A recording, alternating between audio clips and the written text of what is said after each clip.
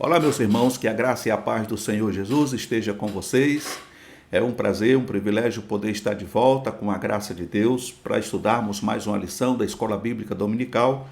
Desta feita, estudando aqui a lição de número 13, que vai tratar sobre o cativeiro de Judá. Esta é a lição bíblica da CPAD, a lição de adulto, que traz por título Plano de Deus para Israel em meio à infidelidade da nação e as correções e os ensinamentos divinos no período dos reis de Israel. A lição de hoje é uma lição que vai tratar sobre o cativeiro de Judá. O textuário diz: porém zombaram dos mensageiros de Deus e desprezaram as suas palavras e escarneceram dos seus profetas até que o furor do Senhor subiu tanto contra o seu povo que mais nenhum remédio houve. Todo o ser humano se torna cativo de suas escolhas e das consequências delas. Então, eu já li aqui em seguida a verdade prática, que termina dizendo que todo o ser humano se torna cativo de suas escolhas e das consequências delas. Então, nós vemos aqui que o povo estava 100% voltado à idolatria, não quiseram dar ouvido à voz de Deus, mas continuaram pecando e praticando aquilo que era mal diante dos olhos de Deus, ao ponto, como diz aqui, 2 Crônica 36:16, que não houve mais remédio, não houve nenhum remédio que pudesse salvá-los daquela situação. A leitura bíblica em classe está registrada em 2 Reis, capítulo 24, do verso 18 a 20, do verso 25, do 1 a 10. E aqui, o rei é o rei que está governando Judá nessa época, é o rei Zedequias. E diz aqui o verso 18: e tinha Zedequias 21 anos de idade, quando começou a reinar, e reinou 11 anos em Jerusalém. E era o nome de sua mãe, Amutal, filha de Jeremias de Líbna, e fez o que era mal aos olhos do Senhor, conforme tudo o quanto fizera Jeoaquim, que tinha sido seu sucessor. Pois assim sucedeu por causa da ira do Senhor contra Jerusalém e contra Judá, até os rejeitar de diante da sua face. E Zedequias se revoltou contra o rei de Babilônia. E sucedeu que no 9º ano do reinado de Zedequias, no mês 10º, aos 10 do mês, Nabucodonosor, rei de Babilônia, veio contra Jerusalém, ele e todo o seu exército, e se acamparam contra ela, e levantaram contra ela tranqueiras em redor. E a cidade foi sitiada até ao 10º ano do rei Zedequias. Aos 9 dias do 4º mês, quando a cidade se via apertada da fome, nem havia pão para o povo da terra. Então a cidade foi arrombada e todos os homens de guerra fugiram de noite pelo caminho da porta que está entre os dois muros, junto ao jardim do rei, porque os caldeus estavam contra a cidade em redor. E o rei se foi pelo caminho da campina. Porém, o exército dos caldeus perseguiu o rei e o alcançou nas campinas de Jericó, e todo o seu exército se dispersou. E tomaram o rei e o fizeram subir ao rei de Babilônia a Ribla, e procederam contra ele. E aos filhos de Zedequias degolaram diante dos seus olhos, e vazaram os olhos a Zedequias, e o ataram com 2 cadeias de bronze, e o levaram a Babilônia. E no 5º mês, no 7º dia do mês, este era o ano 19º de Nabucodonosor, rei de Babilônia, veio Nebuzaradã, capitão da guarda, servo do rei de Babilônia, a Jerusalém, e queimou a casa do Senhor, e a casa do rei, como também todas as casas de Jerusalém, todas as casas dos grandes igualmente queimou, e todo o exército dos caldeus que estava com o capitão da guarda, derribou os muros em redor de Jerusalém. Então nós vemos aqui uma sentença que tinha sido lavrada, sendo cumprida à risca. E o que nos chama a atenção aqui é o versículo de número 16 de 2 Crônica 36, que o povo, na sua obstinação, zombou ou zombava dos mensageiros. Quem eram esses mensageiros? Eram os profetas.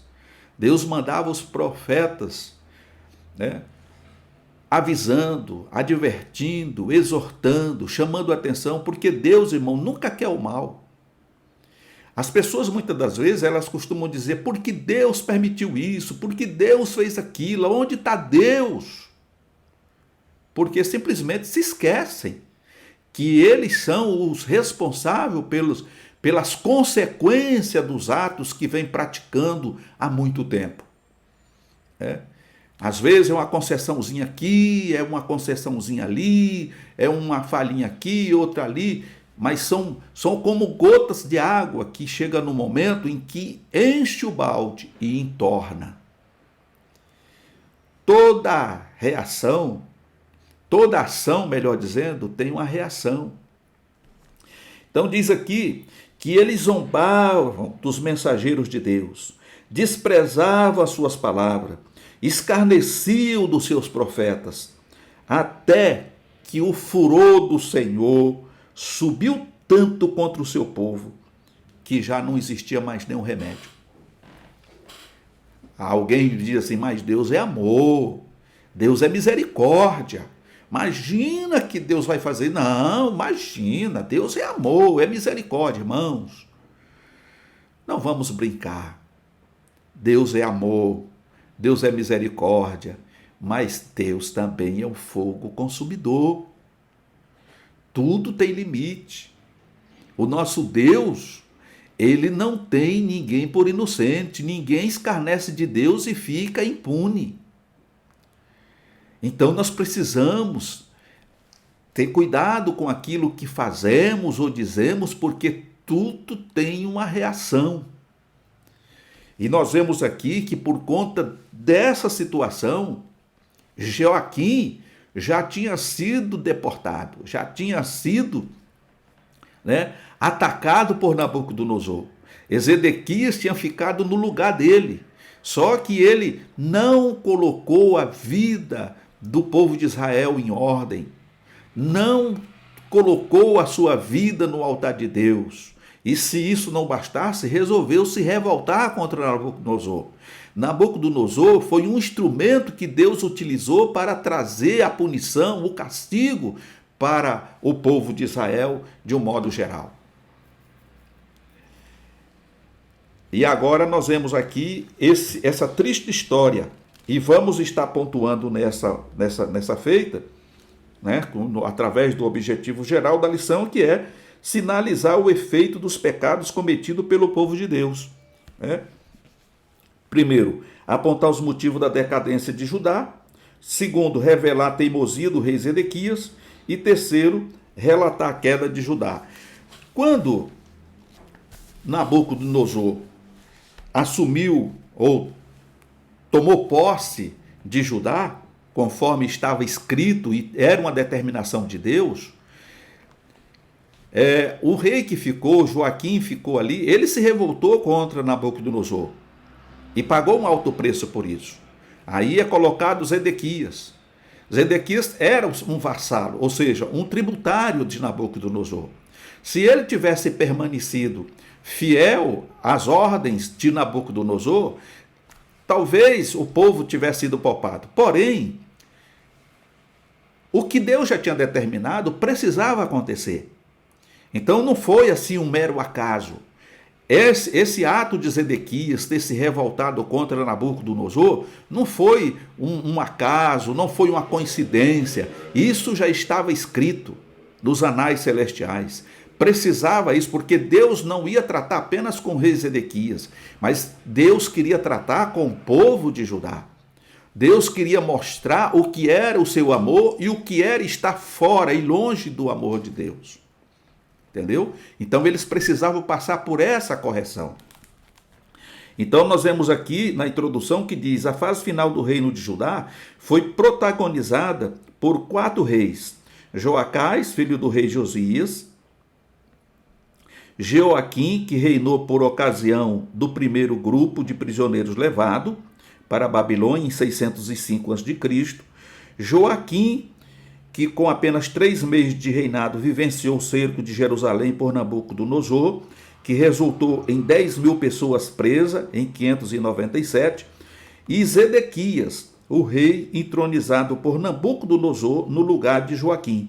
Nesta lição, veremos Zedequias rebelando-se contra o rei de Babilônia, causando um novo cerco que durou 18 meses e finalmente resultou na queda definitiva de Jerusalém em 586.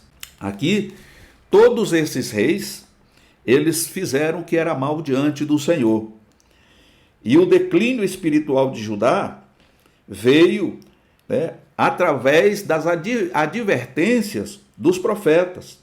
Os profetas do Antigo Testamento foram unânimes e incansáveis em denunciar as injustiças, que eram praticadas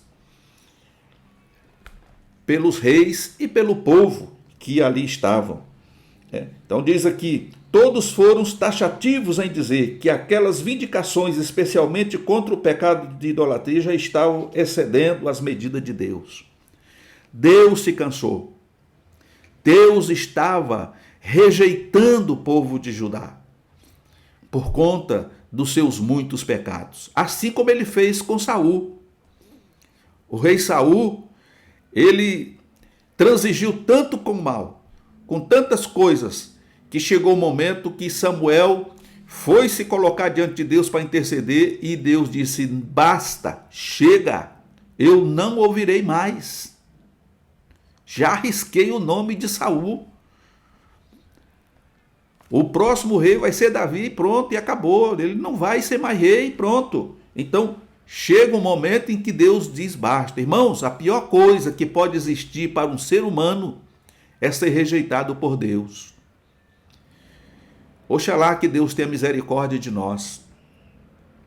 Que nós tomemos a atitude de nos voltarmos para o Senhor com um coração sincero, procurar nos desviar do mal. Nós somos pecadores remidos pelo sangue de Cristo. Temos ainda uma carne que nos puxa para baixo, como costumamos dizer, e existe ainda uma vida da alma, que essa vida da alma ela precisa morrer a cada dia. Precisamos seguir os passos de Jesus, assumirmos a nossa posição ao lado de Cristo, renunciando a tudo, para fazer morrer a vida da alma, para agradarmos aquele que nos chamou das trevas para a luz. Então, é viver uma vida pecaminosa, uma vida de devassidão, é prejuízo 100% não somente para nós, mas como para aqueles que estão à nossa volta. Eu faço aqui um paralelo da vida desses reis com um pai de família. Então, eu como pai de família, você como pai de família, mãe de família, nós somos responsáveis pela a cultura cristã dentro do nosso lar, com a vida espiritual dos nossos filhos. Se você é um pai dedicado a Deus e desde cedo você conduz, como está escrito, ensina o menino, a criança no caminho que deve andar, e depois de velho não se apartará dele. Isso quer dizer que, assim como o rei, nós somos responsáveis por nossa casa. A nossa casa, ela é a igreja, ela é o nosso reino. Ali nós reinamos, ali nós devemos manter a sã doutrina, nós temos que manter a ordem, nós temos que manter a obediência à palavra de Deus. E se nós não fazemos isso, os nossos filhos vão ser ensinados pelo mundo. Eles vão ser ensinados pelas pessoas que não têm temor a Deus. E o resultado pode ser drástico. O que adianta você levar seu filho à igreja e o seu filho está se envolvendo, está sendo aviãozinho, está se envolvendo com drogas e com traficantes e com tantas coisas erradas? Então você precisa trazer bem de perto essa doutrina para que o seu filho cresça no temor do Senhor e desde cedo saiba conhecer e distinguir a mão direita da esquerda. Por conta de uma má administração, o povo se corrompeu.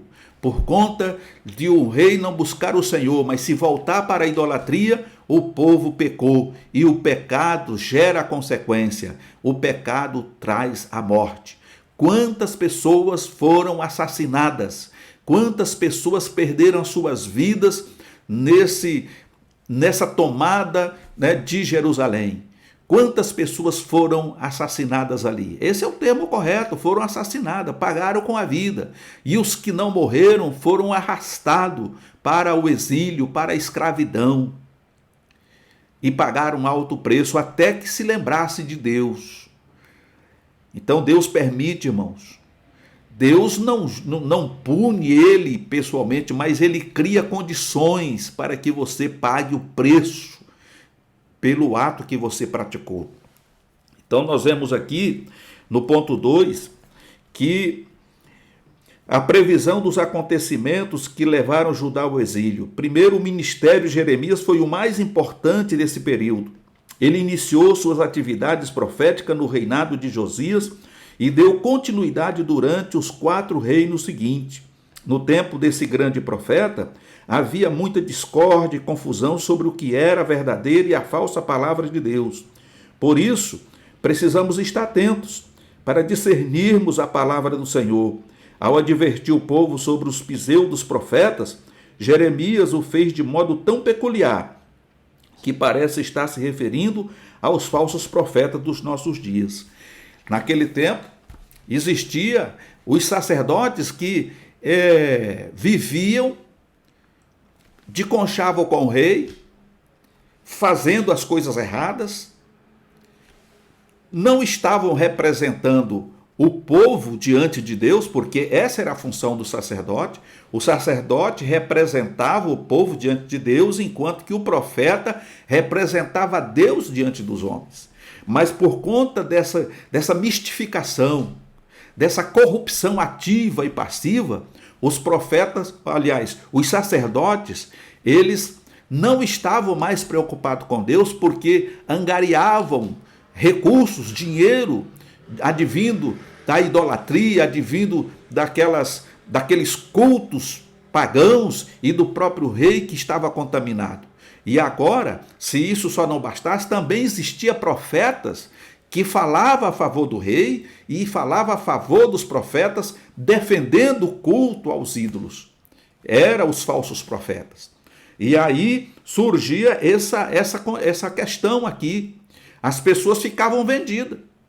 Porque quando o profeta de Deus falava e advertia contra o mal que estava vindo sobre o povo por conta dos atos que eles estavam praticando, o profeta dos ídolos, daquela seita pagã, se levantava dizendo: não, esses profetas, eles não são de Deus, eles estão desejando o mal, Deus não vai fazer nada disso, porque o nosso Deus, ele está com os nossos deuses, né? Aí eles usavam plural, os nossos deuses estão conosco.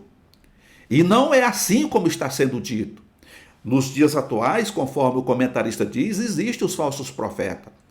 As pessoas estão transigindo com o pecado, estão vivendo no mundo, adorando, né, tudo que existe no mundo, se curvando diante de tudo que é ídolo e, ao mesmo tempo, estão tentando agradar a Deus. E quando a palavra de Deus vem contra essas pessoas, elas não aceitam. E há aqueles que digam que as coisas não é bem assim. Que Deus é amor, que Deus é compaixão, que Deus é misericórdia, que Deus não vai agir assim. Imagina que Deus vai agir dessa forma ou daquele jeito. Irmãos, isso é uma mentira do inimigo. Nós precisamos despertar, porque tudo que o homem semear, isso também colherá. É o que está escrito através de Tiago. Nós não podemos escarnecer de Deus e, aliás, ele não se deixa escarnecer. A palavra de Deus, ela é única. E todo meio pelo qual nós precisamos seguir está registrado aqui nas Escrituras. É o que as Escrituras diz, é o que vale. O que está fora das Escrituras não tem nenhum valor para Deus e muito menos deve ter valor para nós. Se Deus manda guardar os mandamentos, precisamos guardar os mandamentos. Se Deus pede para ser fiel, precisamos ser fiel. Se Deus pede para ser santo, porque Ele é santo, nós precisamos ser santo. E o que é santo? Santo é ser separado. É alguém que abre mão dos prazeres mundanos para viver exclusivamente para Deus. É isso que é ser santo. Ser santo não é vestir uma roupa diferenciada das demais, né? Lógico que quando falamos de vestimenta, nós precisamos também compreender que nós precisamos estar dentro de um padrão. Nós não podemos nos vestir como o mundo se veste, mas precisamos levar em consideração que não é a roupa que te santifica, nem o cabelo, nem a tua maneira de andar, nem a tua maneira de falar, mas é o que está dentro de você. Você, quando tem o Espírito Santo, ele se encarrega e se responsabiliza em te moldar, de transformar a tua vida, e os teus atos, as tuas atitudes, elas serão diferentes, não porque você está querendo fazer aquilo, porque alguém manda ou porque você acha que tem que ser assim. É porque essa transformação, ela vai acontecer através do Espírito Santo. Há muita gente vivendo de máscaras, há muita gente vivendo uma coisa e fazendo outra, aparentando uma coisa e na prática é outra. Mas Deus quer sinceridade. Deus quer que você seja um crente fiel a Ele. E Zedequias, ele foi colocado ali como rei por Nabucodonosor para continuar aquele povo ali pagando impostos para a Babilônia. Mas o que Zedequias fez? Ele seguiu no caminho que os seus antepassados seguiram. E agora, o desfecho total vai acontecer por ele se rebelar. Nabucodonosor cerca Jerusalém por 18 meses. E a situação ali foi tão séria e tão grave que faltou comida, faltava água. Eles não tinham como entrar e nem como sair. E as cidades daquela época eram muradas. Então, eles precisavam entrar e sair. O comércio era livre dentro da cidade a partir do momento que os portões estivessem abertos. As pessoas traziam coisa para vender ali, gente saía dali para vender em outros locais. Mas a partir da hora que foi acontecer o cerco, as portas se fechou, ninguém entrava e ninguém saía. Ao ponto de se cozinhar o próprio filho para comer. As mães matavam os seus bebês e cozinhavam e comia, porque não tinha comida. Eles chegaram ao ponto de comer esterco de pombo. A situação foi séria. Deus estava trazendo castigo para um povo rebelde, para um povo que se rebelou contra Deus. Esqueceram-se de tudo que Deus fez. Esqueceram como Deus, com uma mão forte e poderosa, tirou o seu povo do Egito, como fez atravessar o Mar Vermelho, os prodígios que Deus operou no deserto, durante o tempo que eles ficaram no deserto. Tudo isso tinha caído no esquecimento, e o povo agora estavam vendidos e voltados 100% à idolatria, ao pecado, e Deus não aceitou isso, e por conta disso, então, agora Deus traz a punição, ao ponto das mães comer os próprios filhos. Que coisa triste. E aí eles resolvem fugir, mas foram capturados. Zedequias foi capturado, foi levado para Ribla, que era uma região do Egito, onde Nabucodonosor estava hospedado, porque naquela época também o Egito já estava sob o poder de Nabucodonosor. E lá ele presenciou a morte dos seus filhos sendo degolado. E por fim, ele teve os seus olhos vazados e foi levado para Babilônia acorrentado. E mais tarde, conforme lemos aqui no texto, Nezaburadã, que era o comandante, o general dos exércitos de Nabucodonosor e genro, de Nabucodonosor, cercou a cidade e pegou todo o resto do povo que tinha ficado lá e derrubou os muros, destruiu o templo, pôs fogo no templo, na casa do rei, na casa de todos os maiorais e destruiu completamente a cidade e levou o restante, os cativos, para a escravidão. Zedequias, o último rei de Judá, não entendeu bem a exata conjuntura em que a nação se encontrava e, por sua própria conta, resolveu não dar ouvidos à voz do profeta. Zedequias fez constantes ameaças a Jeremias, até tentou mantê-lo submisso aos seus caprichos. Mas Jeremias, como homem de Deus, não se deixou corromper, antes proferiu toda a palavra do Senhor. Então, esse é o grande segredo para o homem de Deus. Não se deixar vender, não aceitar ser corrompido, não se corromper. Nós não fomos chamados, irmãos, por Deus para nos vender, para nos misturar com a política. Infelizmente, nós temos homens que outrora era considerado homens de Deus, que hoje estão envolvidos com política, com corrupção ativa e passiva. Irmão, se você foi chamado para ser profeta, você não tem que se envolver com nada disso. A Bíblia é clara quando afirma: profeta é profeta, político é político, profeta é profeta, rei é rei. O profeta, ele é o moderador, ele é o responsável, ele é o representante de Deus para a nação. Quando as coisas vão bem, está tudo tranquilo. Mas quando alguma coisa sai fora do lugar, Deus levanta o seu servo para que traga a resposta, traga a advertência, traga uma palavra de fé, de ânimo, de esperança, de correção. Então, nós vemos, por exemplo, no caso de Eliseu, quando estava em Dotã, que aquele homem, o general lá da Síria, leproso, Naamã, foi até ele para ser curado da lepra. Naamã, conforme diz o texto bíblico, ele achava que Eliseu ia sair lá fora, ia reverenciar ele, ia passar a mão na ferida. Mas Eliseu não saiu. Mandou um mensageiro dizer: olha, vai lá no Rio Jordão e mergulha 7 vezes lá e você vai ficar curado. E os irmãos conhecem a história. O fato que depois de muito relutar, porque o rio era sujo, a água não estava apropriada, conforme ele mesmo diz que na terra dele os rios eram muito melhores, a água era muito mais límpida. Mas depois de uma certa luta ali, ele toma aquele banho, ele mergulha 7 vezes e a sua pele volta ao normal. Ele volta para agradecer ao profeta. E ele leva presentes, roupas e um monte de coisa. O que aconteceu? Eliseu aceitou? Não.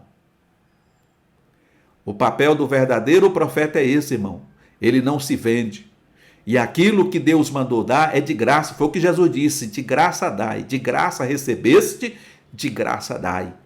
Não se pode vender aquilo que Deus nos deu. Nós temos que compartilhar, mas nunca vender. Então, nós vemos aqui que Zedequias tentou comprar Jeremias, ou seja, puxar Jeremias para o lado dele. Falou: não, eu vou te agradar com isso, eu vou fazer aquilo outro para você. Rapaz, olha a sua situação. Mas Jeremias não se vendeu, preferiu continuar falando a palavra de Deus. E o resultado foi o que nós vimos através do conteúdo desta lição e através do que está escrito na Bíblia. Jerusalém é cercada e é levada cativa. A destruição da cidade santa e do templo é total. Irmãos, que Deus nos ajude a permanecer firme na presença do Senhor. Isso são lições que Deus nos traz. Tudo que está escrito foi escrito para o nosso conhecimento e tirarmos daqui lições práticas para a nossa vida, para não praticarmos o erro como essas pessoas praticaram no passado, para que a nossa vida, o nosso caminhar com Deus seja diferente daqueles que nos antecederam. Que Deus abençoe você em Cristo e, querendo Deus, estaremos de volta numa próxima oportunidade, em nome do Senhor Jesus.